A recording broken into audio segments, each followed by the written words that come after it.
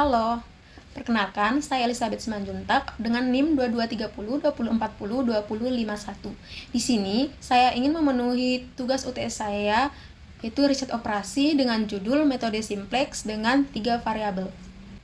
Metode simplex adalah metode untuk mencari solusi optimal atau maksimisasi dan minimisasi pada kasus 2 variabel atau lebih. Langkah-langkah metode simplex: yang pertama yaitu merubah bentuk umum menjadi bentuk standar, yang kedua membuat tabel simplex, dan yang terakhir adalah melakukan iterasi. Nanti pada langkah yang ketiga ini kita mungkin akan melakukannya berulang-ulang kali jika solusi optimalnya tidak dapat atau solusinya belum optimal. Kasus ceritanya di sini saya ambil kasus maksimal, yaitu PT Bakery memproduksi 3 jenis roti kering, yaitu roti coklat keju, bolu kismis, dan pie dengan keuntungan per lusin untuk tiap jenis produk masing-masing, yaitu 8 US dollar, 9 US dollar, dan yang terakhir 4 US dollar. Nah, ketiga jenis roti ini memerlukan pemprosesan 3 kali, yaitu penyiapan bahan, peracikan, dan pengovenan. Dengan penyediaan maksimal untuk masing-masing proses per hari adalah 2 jam, 3 jam, dan 8 jam. Untuk satu lusin coklat keju membutuhkan waktu 1 jam penyiapan bahan, 2 jam peracikan, dan 8 jam pengovenan.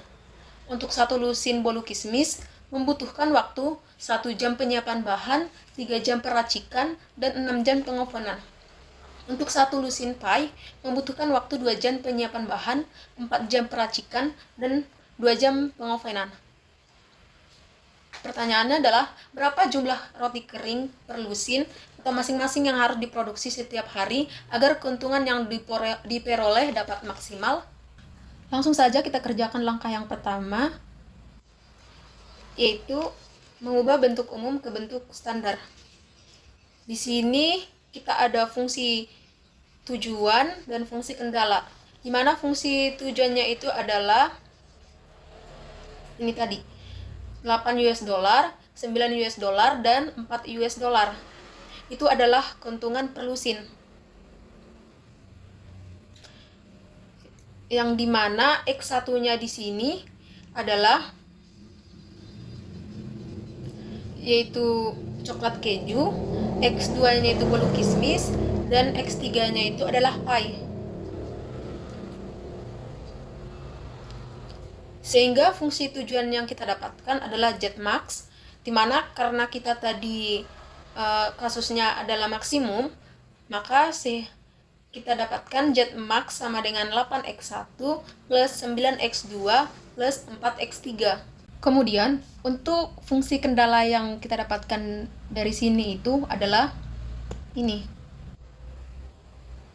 dimana satu lusin coklat keju membutuhkan 1 jam penyimpanan bahan, 2 jam peracikan, dan 7 jam pengovenan. Untuk satu lusin bolu kismis membutuhkan waktu 1 jam penyimpanan bahan, 3 jam peracikan, dan 6 jam pengovenan. Untuk satu lusin pie membutuhkan 2 jam penyiapan bahan, 4 jam peracikan, dan 2 jam pengovenan. Kemudian kita menggunakan tanda lebih kecil sama dengan ini karena di sini adalah kasus maksimum, dan juga fungsi kendala non negatifnya ini yaitu yang X1, X2 plus X3 lebih besar sama dengan 0 ini, tanda lebih besar sama dengan ini itu dibuat karena nggak mungkin kan kita ngutang. Kemudian kita ubah bentuk umumnya ini ke bentuk standar. Bagaimana caranya? Caranya adalah mengeliminasi si ruas kanannya ini agar dia muncul ke ruas kiri. Ya, kita tinggal eliminasi saja. Singkatnya kita pindah ruas Z-max-nya itu di sini Z-max dikurang 8X1 dikurang 9X2 dikurang 4X3 sama dengan 0. Kemudian untuk kasus fungsi kendalanya di sini kita tambahkan variabel baru untuk menghilangkan tanda kurung darinya, yaitu di sini ada S1, S2, dan S3. Nah, jikalau nanti kasusnya minimum, maka tandanya adalah lebih dari atau sama dengan. Nah, di sini nanti dia dikurang S1, S2, dan S3. Nah, langkah yang kedua kita masuk ke membuat tabel simplex. Nah, di tabel simplex ini ada 5 kolom dan 9 baris, di mana di kolom ini ada Z, S1, S2, dan S3. Untuk barisnya itu ada X1, X2, X3, S1, S2, S3, nilai kanan, dan indeks. Kita tinggal masukkan saja sesuai dengan langkah 1 tadi. Kita masukkan nilai-nilai yang ini ke dalam tabel simplex tadi. Setelah kita membuat tabel simplex ini, kita masukkan ke langkah ketiga, yaitu melakukan iterasi. Nah, di sini nanti kita dapat menentukan solusi optimalnya. Saya telah bagi 3 warna, yaitu warna biru itu adalah kolom kunci, untuk warna merah adalah baris kunci, dan untuk yang warna hijau itu adalah nilai kuncinya.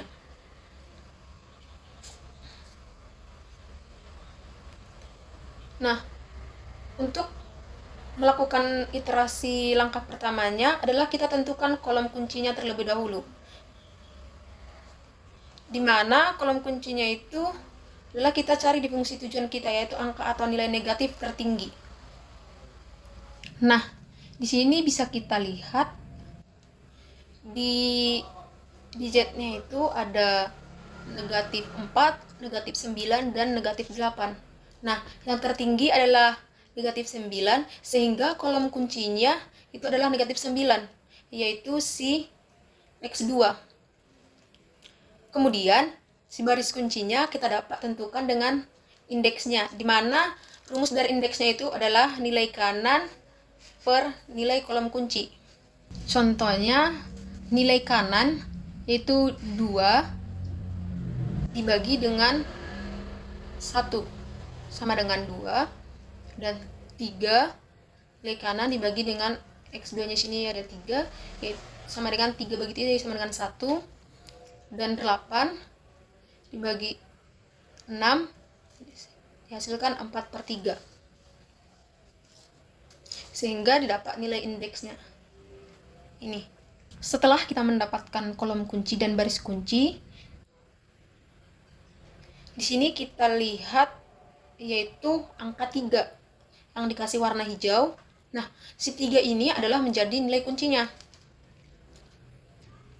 Di sini bisa kita lihat variabel masuknya dan variabel keluarnya. Untuk variabel masuknya itu adalah si X2, yaitu si bulu kismis yang tadi.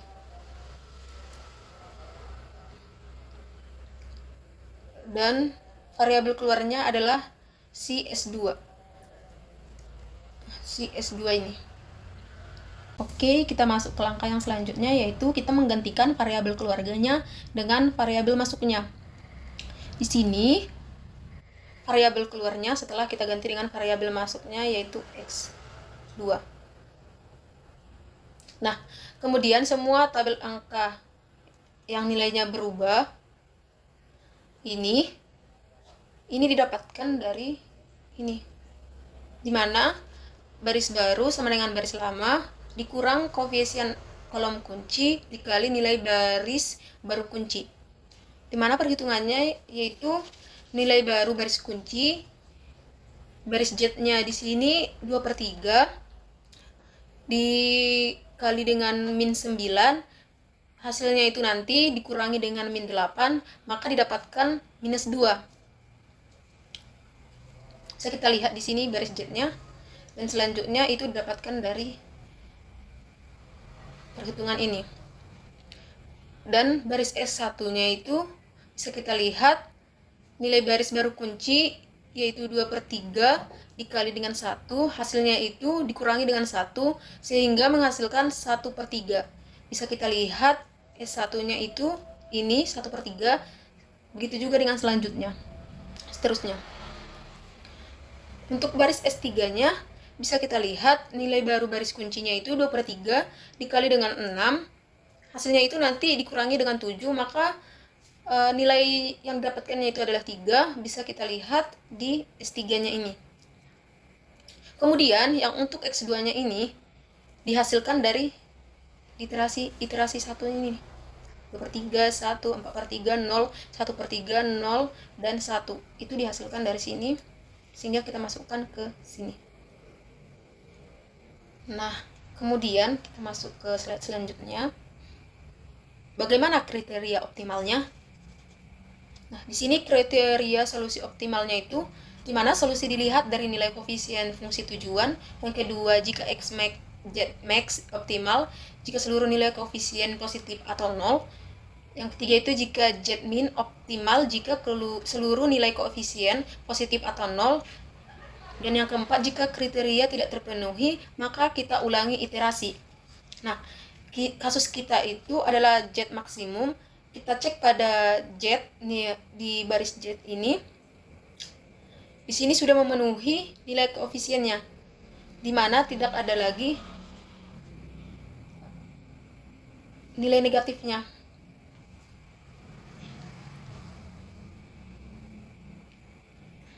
Kasus kita adalah maksimum, kita cek pada tabel baris Z di sini sudah memenuhi nilai koefisiennya positif atau 0. Jika nilainya masih negatif, maka kita ulangi iterasinya dari awal. Karena di sini sudah positif atau 0, maka ini adalah solusinya. Nah, kesimpulannya adalah berdasarkan tabel iterasi 2 diperoleh solusi optimal, yaitu X1 sama dengan 2/3, X2-nya sama dengan 5/9, dan X3-nya sama dengan 0, dan yang terakhir Z-nya sama dengan 31/3. Itu artinya untuk mendapatkan keuntungan maksimum sebesar S 31/3, maka PT Bakery sebaiknya menghasilkan roti kering coklat keju sebanyak 2/3 lusin dan bolu kismis sebanyak 5/9 lusin. Nah, selain mengerjakannya secara manual, kita juga bisa menyelesaikan metode simplex ini dengan menggunakan aplikasi PUM for Windows. Langkah yang pertama, kita klik modul, kita pilih linear programming, kita klik new. Untuk maksimumnya itu di sini kita isi 8. Ini kita isi 9. Sini kita buat 4. Karena tadi ini kita ambil dari fungsi tujuannya ini.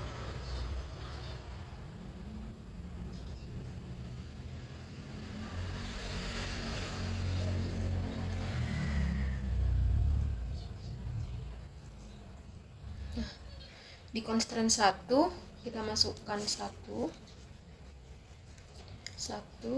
sini 1 juga, sini 2, untuk di HS nya itu 2. Itu kita dapatkan dari fungsi kendala X1 nya itu ini, sampai seterusnya. Di sini kita masukkan 2, 3, 4, HS-nya ada 3, constraint 3-nya kita masukkan 7, 6, 2, HS-nya 8. Setelah kita memasukkan semua, maka kita melihat equation formnya ini. Setelah itu kita masuk ke menu solve, kita pilih iteration. Nah, di sini hasil akhirnya bisa kita lihat di iteration 3, di mana X3-nya itu sama dengan 0. X3-nya tidak ada dibuat di sini karena di kesimpulan tadi X3-nya itu sama dengan 0. Nah, di X2 bisa kita lihat 0,5556 ini itu dari 5/9, hasilnya 0,55. Untuk X1 nya itu 0,6667, itu itu dihasilkan dari 2/3. Dan untuk Z-nya ini 10,333 itu dihasilkan dari 31/3. Jadi kesimpulannya, di aplikasi dengan metode simplex yang manual itu hasilnya sama. Cukup sekian video penjelasan dari saya. Sekian dan terima kasih. Bye.